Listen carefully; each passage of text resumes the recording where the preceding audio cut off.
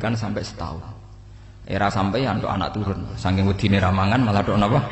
Anak turun. Nah karena caranya gini, sampean tak warai la ala katarto. Jadi sedringe kula sukani mukadimah, saya tadi datang tuh pokoknya kula wau mun sukani mukadimah. Kemungkinan ngaji di sini itu saya minta tambah brai. Karena saya itu kalau tiap bulan. Yang jelas sekarang kan ada brai mulut, poso, rezeki. Mungkin kalau minta 2 lagi, tapi entah saya nanti milih apa. Jelas nih ketemu sama sering pusing. Nomor 2, kalau tidak sering, tidak penting, gak usah sowan. Ngel-ngelo kula mun njenengan sanggep mawon kula nak ning omah milik keluarga. Nama milik napa? Keluarga. Apalagi saya punya pondok ngajar di sarang. Santri kadang lucu, niat takzim kiai ini malah sowan. Sowan ganggu. Kok nak mantur ning kula sering teng pandangan teng Kragen. Gus badhe sowan jenengan, ana apa badhe taklet hukum ning kene ae. Agak sopan, ora sopanan nek ngomong ganggu aku. Akhire mek ngadeg-ngadeg ning trotoar ngaten Gus wonten masalah ngene tak jawab. Gak apa-apa, ora apa-apa malah sopan malah apa-apa. Repot. Lho kula itu karena hidup dengan istri saya sama anak saya. Jadi yang ngurus anak saya sendiri. Jarang kula ngurus dalam jarang. Ya, memang saya punya standar pakai kitab-kitab kados hikam. Saya ini merasa hidup di dunia itu sendiri. Sampai tak warai la Allah kalau potar. Imam yang ngarang hikam itu punya resep supaya kamu seneng terus. Liyakil lama tafrahu bihi, mesti yakil lama tahzanu bihi. Usahakan sedikit sekali apa yang bikin kamu seneng, maka akan sedikit sekali yang bikin kamu susah. Jadi misalnya kula dadi kiai, misalnya jare wong iki kula kiai wong alim. Jelas nak ngalime ngalim, nak kiai rapati ya, nak ngalime jelas. Tapi nak kiai rapati. Sampeyan kan kiai tapi ra ngalim. Nah kula nak darani wong alim malah muni ya jelas. Nak kiai rapati ya, kula rapati nurut tapi aturan masyarakat rapati napa. Nah sampean kiai tapi ora napa ngalim. Ya beda. Ndak ini memang bedanya jauh. Ya mungkin lebih kiai sampean di mana. Cara derdek-derdek donga meyakinkan sampean. Tapi cara artine donga piye paham kula. Lha mboten iki nyata, sampeyan rasa tersinggung napa barang-barang napa? Nyata. Nah, kula sering ditakoki kiai-kiai masalah. Resepnya apa jenengan? Kok jenengan ra tau susah, padahal kita ra tau wiridan, ra tau muhaisisip. Resepnya ilmu itu gini kata hikam. Ulama yang kayak hikam tuh pernah ngarang kitab tuh saking syukurnya entah saking angkuhnya terserah komentari. Kamu harus yakin bahwa di sisa hidup Anda itu tidak akan maksiat lagi. Sehingga kalau kamu ditakdir maksiat, anggap saja akhiru maksiatin kudirat alika. Anggap itu yang terakhir. Siapa yang menganggap mohal bahwa dia tidak akan dosa sampai mati, berarti menganggap Tuhan itu lemah. Karena cara berpikir kita kan bayangkan hidup itu 40 tahun lagi. Misalnya saya sekarang umur 40, bayangkan urip kadang 4 tahun meneh. Sampean misalnya umur selawe, bayangkan selawe tahun meneh. Sehingga nganggep dalam durasi ini selawe tahun kok orang maksiat kan mohal. Apalagi sampai sudah tahu maksiat itu bakatem paham. Ya maksiat ya kelas-kelasan, nak BG pacaran, nak wong iso omah ya nakal, nak sing setengah soleh ya berbau proposal ya sesuai kontaknya dhewe-dhewe. Itu kan urusan masing-masing. Ya itu kan urusan masing. Wae wakisabu ala wa, ngene ora ana sing roh wae wakisabu ala. Rombongan wali songo, mbok kangen wali songo, mbok golek selisih, wawahu napa? Alam. Sing roh pangeran piyam, mbok kangen wali, mbok golek selisih margin. Niku pokoke wawahu napa? Alam. Ya itu kan urusan jenengan mbek pangeran, mboten urusan kula. Tapi tetap saya sebagai ulama mengingatkan, niat itu ditoto. Begini, ulama dulu tuh ngitung hidup itu hanya 2 menit 2 detik. Sehingga dia ya gampang saja. Kayak imam, kayak kanjeng Nabi itu, ya Rasulullah kenapa tidak menyediakan makan untuk besok? Loh, saya itu tidak yakin kalau hidup saya sampai besok. Ya sudah begitu cara, ya sudah tenang saja. Kalau sampean kan bayangkan hidup 4 tahun lagi, 5 tahun lagi, sehingga arah mangan ya wedi tenan. Padahal bolak-balik zaman cilik arah mangan tetap ya wedi. Jadi cara berpikir Nabi itu begitu. Begitu juga cara pikir sahabat, cara pikir ulama-ulama yang waras itu begitu. Loh, saya itu pernah melarat di Jogja zaman pertama merantau itu. Kalau santri saya bilang, Gus kok tidak punya beras nih? Tapi apa yakin nak sesuk urip Pak? Kowe buta mangan sesuk, anak sesuk ijek napa? Cara berpikir ulama itu begitu. Sehingga melihat maksiat juga gitu. alhamdulillah aku cek urip 1 detik 2 detik 2 menit sehingga hidup, dan itu sudah cukup untuk lafadzkan la ilaha illallah. Makanya kata yang ngarang hikam, betapa murahnya Allah, surga itu hanya bisa dibeli dengan 2 menit, karena surga itu senilai la ilaha illallah, miftahul jannah la ilaha illallah, itu cukup 1 menit. Berarti surga itu regane mau 1 menit, dan karena dia nganggap hidup itu 1 menit ke depan la ilaha illallah, ya sudah, dia ngitungnya hidup itu per menit.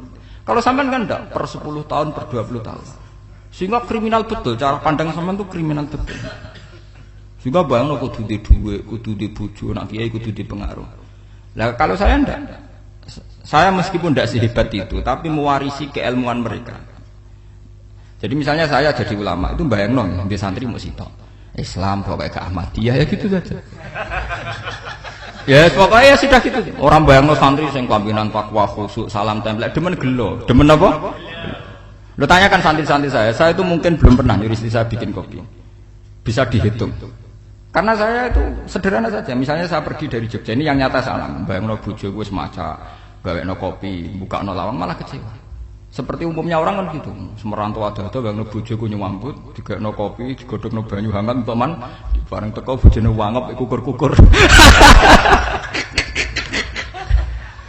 Karena tarifnya dia ideal, maka mudah kecewa kalau itu tidak terjadi. Nak kula mboten, sebayangno kaya Jogja, pokoke bojoku cek uta Islam. Nak sholat 5 bulan ya sudah gitu saja. Pakai standar-standar yang minimalis. Saya dari rumah bangun sampai ngaji ya, pokoknya melek, terus ya sudah nak sholat 5 napa. Mulanya sudah gitu saja. Andai kan saya pakai standar maksimal, maka akan mudah kecewa. Rasulullah juga begitu. Rasulullah itu ngadepi Sayyidah Aisyah, itu ya begitu, ngadepi Hasan Husain. Sehingga tidak ada cerita Nabi mudah kecewa betul. Karena Nabi bayangkan anak istrinya itu ya minimalis sekali, urusan dunia loh maksudnya minimalis sekali. Misalnya Nabi pagi-pagi tanya, ya Aisyah apa ada sarapan? Enggak ya Rasulullah, ya idzan asumu, kalau gitu saya puasa. Kalau sampean usul-usul ora digekno kopi wong wedok apa? Itu kan repot. Muni-muni itibak sunnah Rasul tapi enggak pernah sampean mendekati sunnah napa? Rasul. Sehingga ya tenang saja Nabi. Saya tuh alhamdulillah bisa niru dalam gitu-gitu tuh bisa. Makanya ini kiai muda paling enjoy. Banyak kiai-kiai yang sepuh itu kalau urusan gitu konsultasi Mas. Gus resep apa kain. Ya kula resep ora karep apa. Juga saya tidak pernah bayangkan apa tanggaku seneng aku atau ora sing ngaji aku kecewa, tidak pernah bayangkan. Sampeyan itu kan makhluk, tidak penting. Kecewa tidak kecewa itu tidak penting.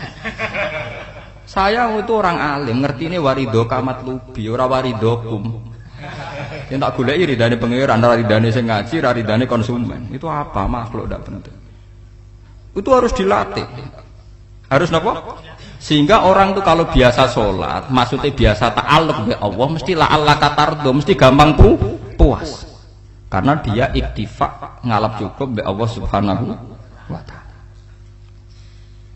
Saya sebagai manusia juga sering ditangisi istri, misalnya saya sering ke Jogja sendirian. Nah ning dalan ono apa? Ning dalan ibu milih pengiran. Misalnya mati ning dalan ya paling aku wong apik ning swarga. Paling wong nangis gue kegiatan tak kayak bukan apa-apa. Ingin saya bahwa konstitusi ulama itu masih iktimat Allah. Kalau kita kan enggak, cara berpikir kita ngaji itu ideal sing ono podium, sing ngaji kelambinan takwa kabeh, ketunan kaji kabeh, ndiluk kabeh. Kita kan pakai standar-standar yang dengan asumsi kita. Padahal Nabi dulu zaman sugeng al iman hahuna wa yusiru ila qalbihi sadrihi salah satu iman itu urusan hati. Komitmen sampean be Allah Subhanahu wa taala. Nah ini resepnya. Makanya kata hikam liyaqillah ma tafrahu bihi, mesti yakinlah ma tahzanu bihi. Sedikitlah kamu gembira dengan satu hal, nanti akan sedikit kamu yang kecewa. Artinya misalnya kados kula sebagai ulama seneng kula niku kok ijek iman. Ya kayak wong awam. Ya sudah gitu. Jadi misalnya suatu saat kula jatuh. Yang ngaji saya gak semeneng dadi kupeding. Wong sing seneng kula bubar kabeh. Kula ora susah, miskola darah bener. Gus saiki jenengan ora sing seneng. Ya tenang saja. Sing ora seneng ya makhluk-makhluk ora jelas. Dan status mereka tetap la yadurru wa la yan. Ini harus dilatih. Sehingga Nabi itu ya meskipun beliau itu perang, sahabatnya meninggal ya tenang saja. Nabi cara berpikir yang meninggal mereka mati syahid, yang masih hidup dianggap berpotensi melakukan kebaikan. Sama tak warai resep-resep dari Rasulullah Shallallahu Alaihi Wasallam. Saya ini sebetulnya memaksa, menjelaskan ini memaksa, karena saya inginnya jadi ulama yang kayak umumnya orang. Tidak ideal amat. Tapi kan saya ditegur ilmunya itu ideal. Jadi terpaksa saya jelaskan. Tapi kalau perilaku saya tidak akan ideal. Soalnya ngawur. Saake mari Ghafuri pengiran nganggur bolak-balik cerita. Ada seorang wali, karena dia wali itu doa di multazam, ya Allah saya ini minta satu hal. Karena dia wali maka tidak minta uang, tidak minta jabatan, minta engkau takdir saya tidak pernah maksiat. Itu kan bagus sekali. Minta doa ditakdir gak maksiat kan ada. Dari pengiran malah jawab. Fa'ena ada ghufran. Karena tahu maksiat malah sifat ghafurku tak ada kok endi. Gamane pengiran ini sifat ghafurku rak nganggur.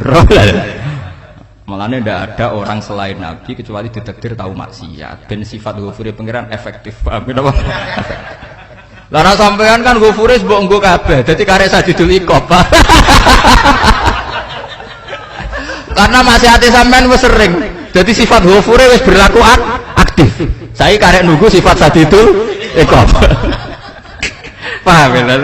Itu beda dengan wali-wali. Sifat Sadidul Iqab mau aktif mereka tidak punya dosa. Malah pangeran bingung gak kok sifat ghafure. Apik ta kok ghafur atau dosa. Didakoki Sadidul Iqab gak tahu maksiat. Jadi pangeran malah sing bingung. Nak kowe ora tau maksiat ghafur kok tak dakoki. Kok ora tau maksiat wong iku ora tau apa? Didakoki Sadidul Iqab gak mungkin ora tau maksiat. Lah pangeran ape dakok ghafur kan syaratnya dosa sik. Sampean kan walian. Ghafure wis dientekno. Keseringan kepake, paham ya? Karek nopo? Karek Sadidul Iqab. Ya itu memang standar Tuhan. Semua Quran itu kalau nyeritakan gitu. Nabi ibadi anni anal ghafurur rahim. Kaulaku ceritani aku ghafurur rahim. Tapi yo ceritani wa anna adzabi wal adzabul alim. Jadi Nabi ibadi anni anal ghafurur rahim wa anna adzabi wal adzabul alim. Kalau Nabi Ibrahim, Nabi Muhammad kan inna rabbaka lasariul iqab. Pangeran cepat nyiksane. Tapi wa innahu laghafurur. Jadi dua sifat ini pasti aktif.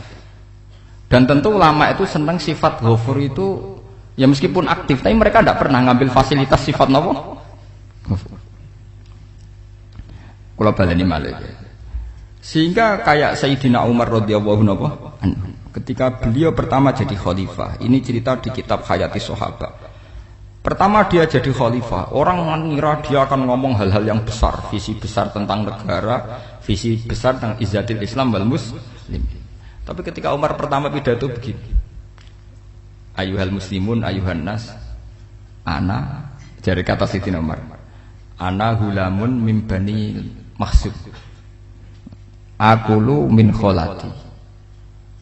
Saya ini pemuda dari Bani Makhzum. Kecil saya bisa makan karena bulik-bulik saya punya kebun kurma yang kalau saya memanen diopahi beberapa biji dan itu menjadi kuti wahayati, menjadi saya bisa hidup. Terus wassalamualaikum warahmatullahi wabarakatuh. Orang itu penasaran semua. Orang jadi khalifah pertama dibenem jadi Amirul Mukminin, pidatone ngenang masa kecilnya ra kelar mangan, kelare mangan mergo buruh bulike. Paham ya? Ngondoh kurma terus dikai tamarotin, beberapa kurma sing dadekno iso.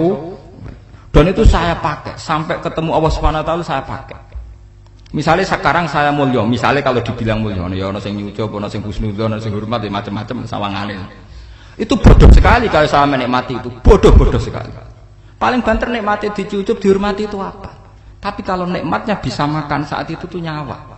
SBY jadi presiden prestasi, Gus Dur jadi presiden prestasi, tapi umpama presiden tetap mangan. Prestasi tertinggi adalah bisa makan selisat dirumki gojogonyo.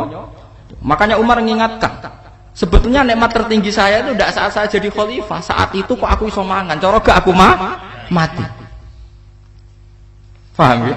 Jadi itu luar biasa. Kita ini kan menjadi angkuh karena ngitung nikmat itu yang besar-besar, punya prestasi, punya.